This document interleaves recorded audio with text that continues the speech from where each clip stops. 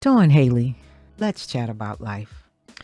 Today, I want to talk about what to do if you lost a loved one and they did not leave a will. Ideally, for those of us who are alive, we need to get our house in order. If the Lord told Hezekiah, get your house in order, and nothing is new under the sun, then that's what we must do if we have the financial means to do so. Because it's nothing sadder to have to deal with the loss, and then now you got to try to figure out how to meet financial obligations to properly bury us because we did not have our final estate in order. And it doesn't have to be a whole lot. Most of us do have life insurance, and I'm not going to tell you how you need to structure it. The only thing that I will say, if you leave some of your estate to minor children, that's okay. Just make sure that you leave responsible adults to handle some part of your financial matters so that they can properly bury you and not try to have to figure it out.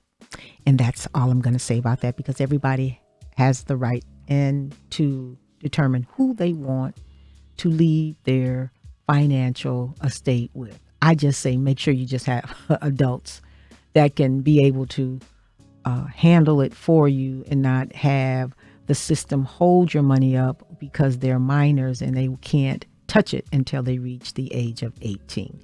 But talk with an attorney. I live in Illinois. My daughter is an attorney. Matter of fact, her area of expertise is probate and estate.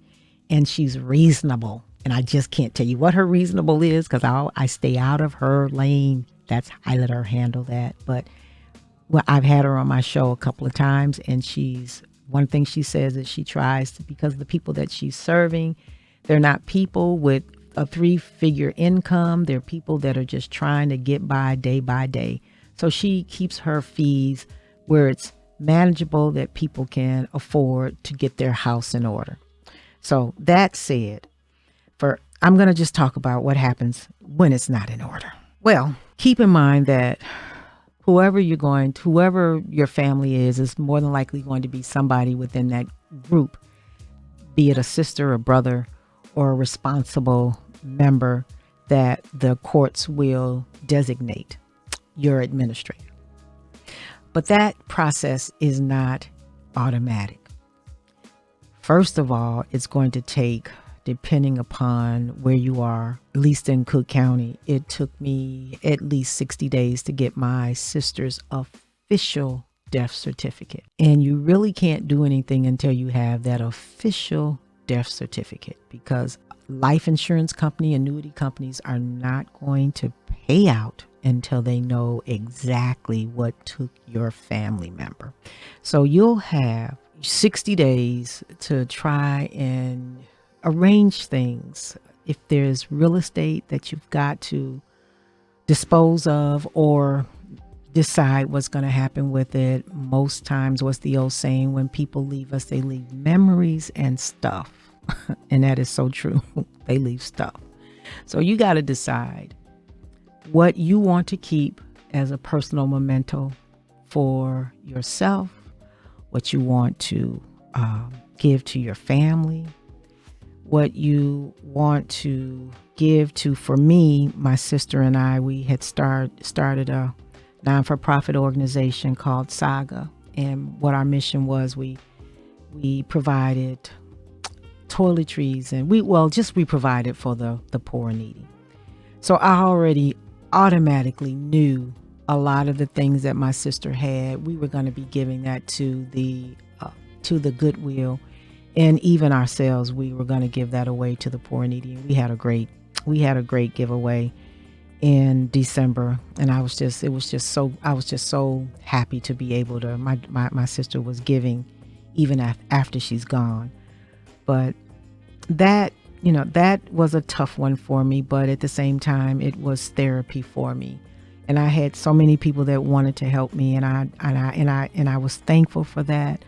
But initially, I wanted to have people that were close to my sister, because my sister was a private person, and I just wanted her death to be as private as I possibly can keep it. And knowing that people have good intentions, I just wanted that to be a private matter with close family to help go through her personal things and figure out what we were going to do with it. So it took almost 3 months for me, and my sister had a condo. For someone who has a house, it could be even longer.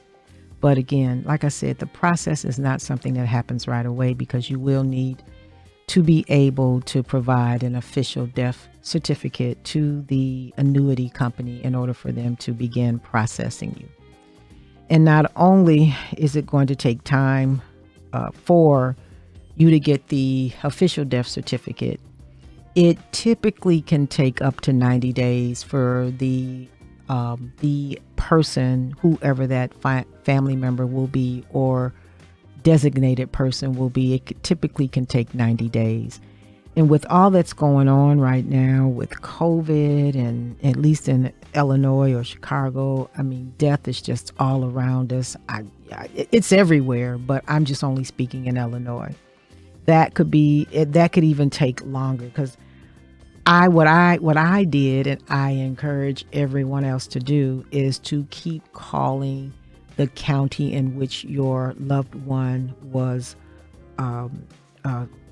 taken to, because it's so many people and it's so many cases that you're just a number. And the only thing that you can do is try to gather your emotions, and when you speak to the individuals, not come across as being nasty, because it's not their fault. It's just they're doing a job, and they're just doing a job.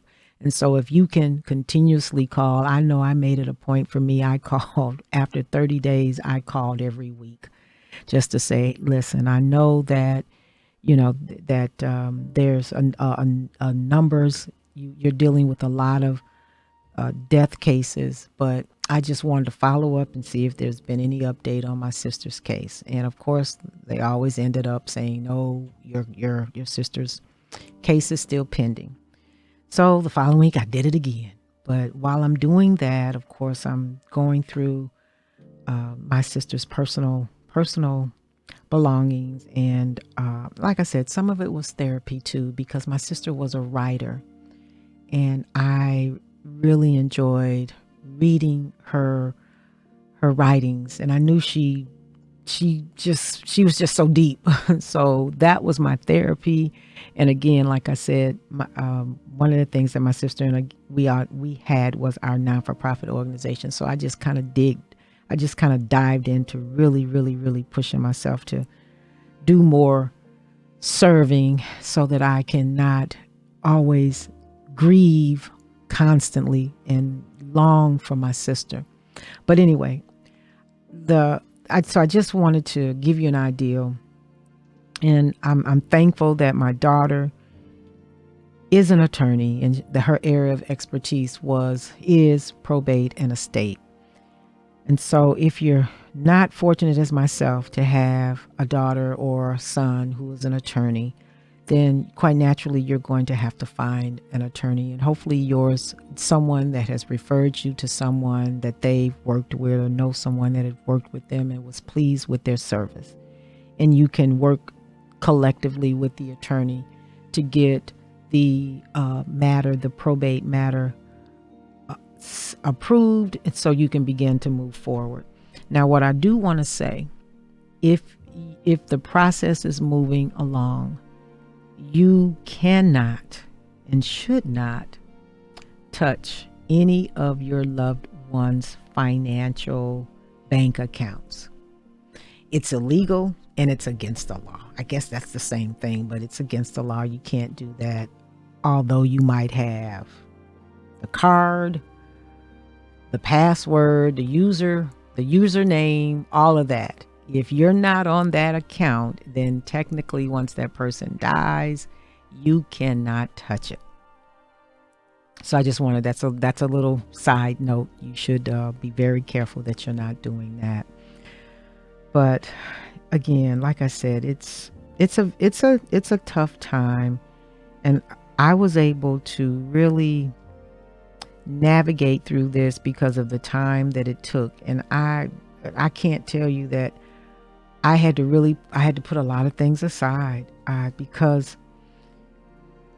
managing your affairs and managing a pending affair until you get the legal notification to move forward is an undertaking.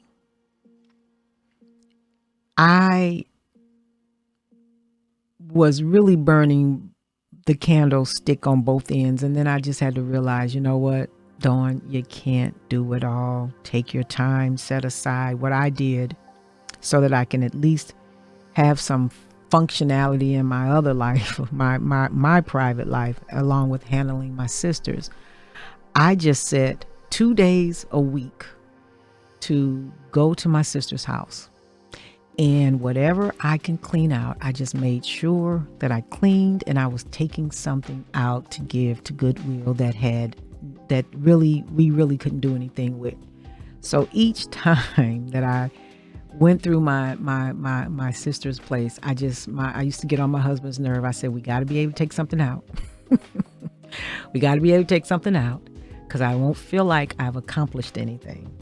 And I was fortunate to have some really hard workers to come and help me out to start really making a dent in getting my sister's place in order. And again, like I said earlier, I just wanted to make sure the people that was closest to my sister were the people that came in to help us out. And then once we got a lot of her personal things organized and set aside, then we were able to say, hey, come on in and help us out. And we can get things moving and cleared away so I can go to the next stage. Since I'm selling our sister's property, then I had to work to get some contractors in to start getting the house prepared. But,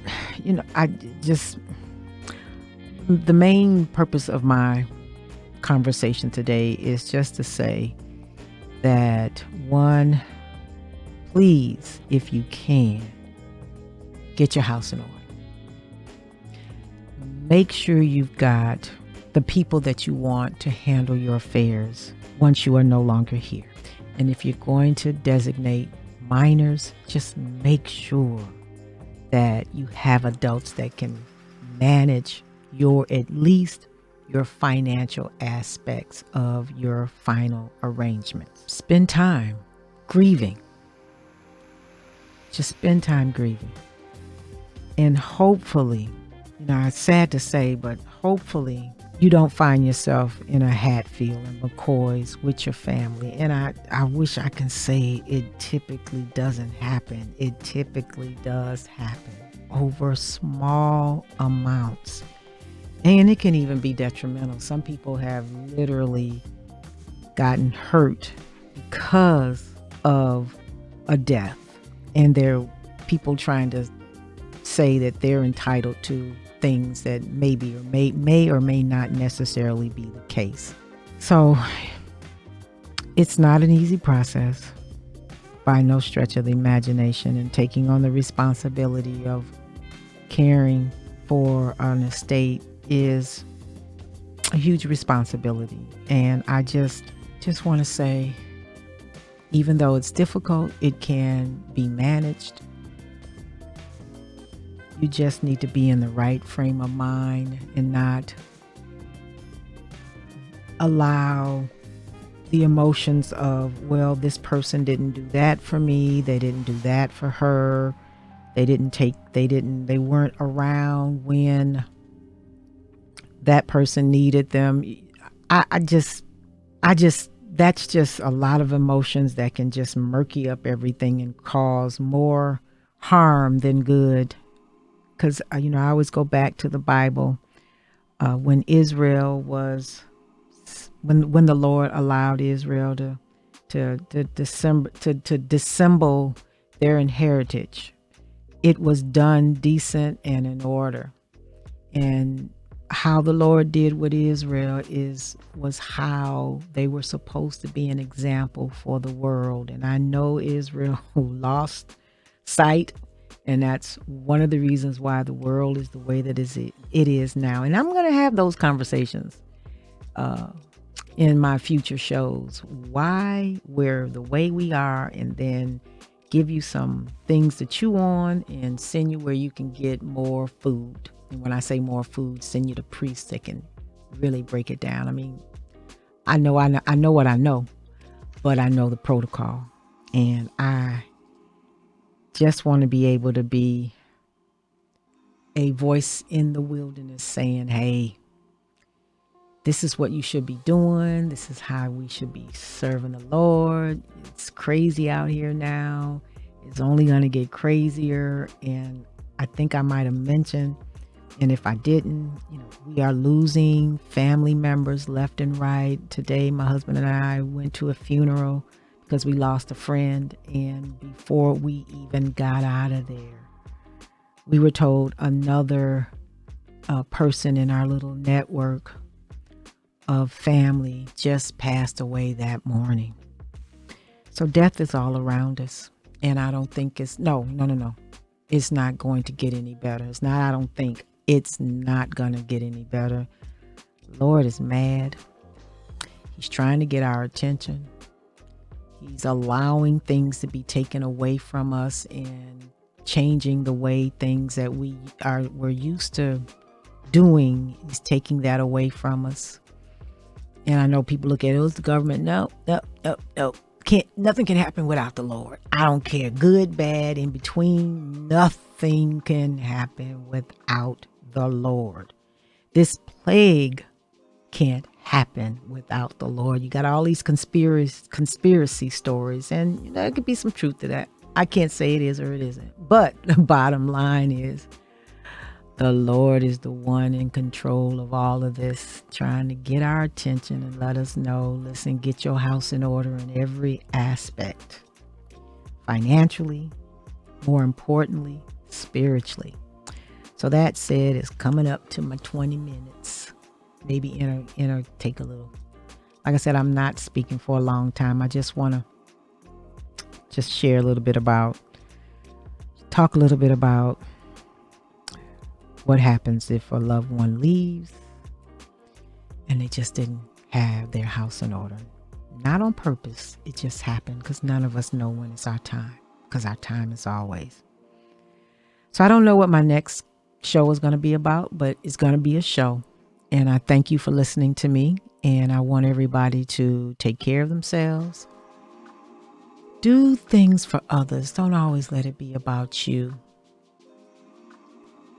Because I end by saying, when the Lord got off that throne and came down, sacrificed himself, and he had no guile, he had nothing, and he died for this filth. And I'm talking about us, because every last one of us is filthy.